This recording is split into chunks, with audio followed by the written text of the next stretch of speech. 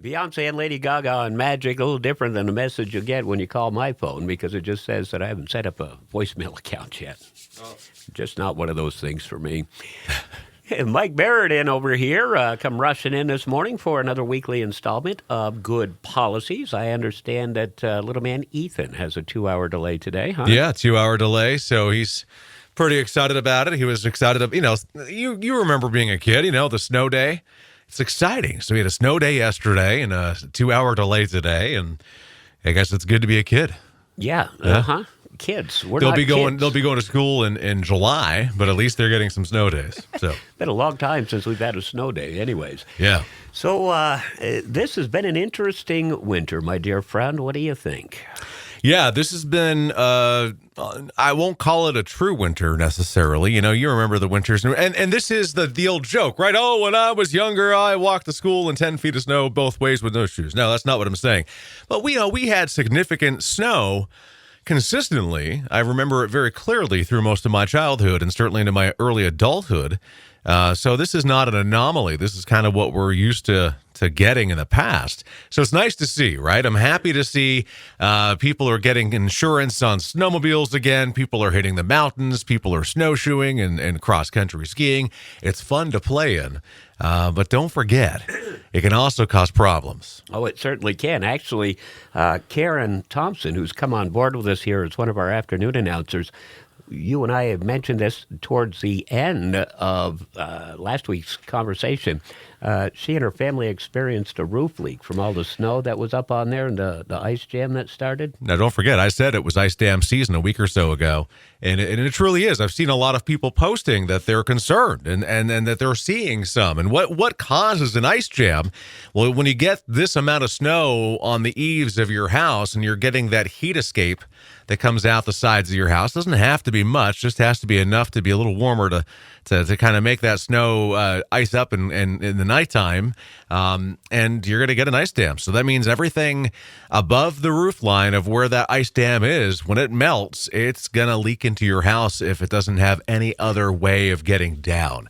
And that's the true problem you're going to have is that, no other escape route. It's going to look for one. And if there is any weak component of your roof, there's its entry point.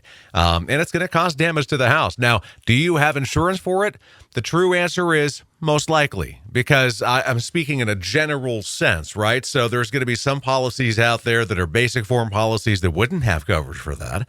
But any regular special form homeowner policy or comprehensive mobile home policy should indeed have coverage for the damage caused by that ice dam. But the root cause of that happening, which is a weak point in your roof, is not going to be covered because there's no damage. It's just a weak point that you need to address at some point. Okay, so there's one highlight, shall we say. The other, you mentioned snowmobiles, and snowmobiles have kind of petered off, enough so that I believe I heard somewhere that, was it Arctic Cat? Arctic Cat, yeah. Sold off.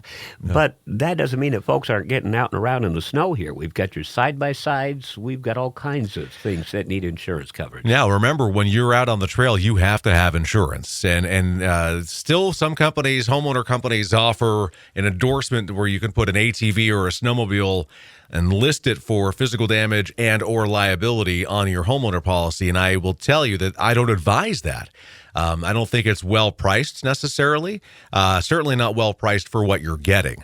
The best way to do it is get a monoline policy for recreational vehicles. There are companies out there that will allow you to write ATVs and snowmobiles and motorcycles and anything else that you got that's like that on one policy, right? There's also a handful of auto insurance carriers that may let you put it on your auto policy. That's a very, very few, but they do exist. So those are going to be better routes for you if you're looking to insure an ATV or a snowmobile, because it's going to provide you liability that very much mirrors that of an auto insurance policy. So you're going to have liability to protect you if you caused injury or bodily damage to others, or property damage to others, or if you are injured or if you're hit by somebody with no insurance or not enough insurance.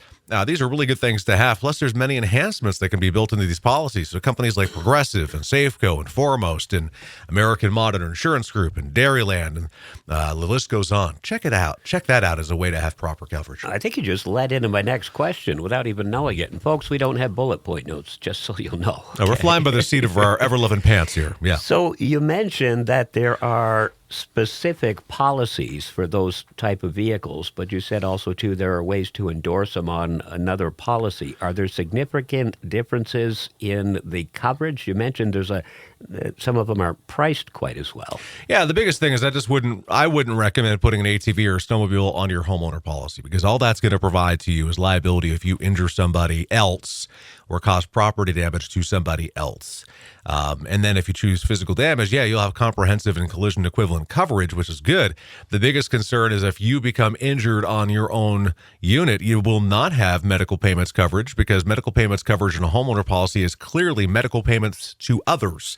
So somebody else sustaining an injury on your property, which is not you, because you are a part of the contract. So getting a specific policy that will include that and uninsured motorist, really a good way to do it. And price-wise, you would be surprised. It's probably going to be a little more competitive than putting it on your homeowner. Well, spending a few extra bucks a month for the proper coverage is definitely going to pay off in the long run. And the trend that I'm seeing, Jeff, is to go with a company that, like I said earlier, will allow you to have a motorcycle, a UTV, an ATV, a snowmobile. You can have them all in one policy as separate units.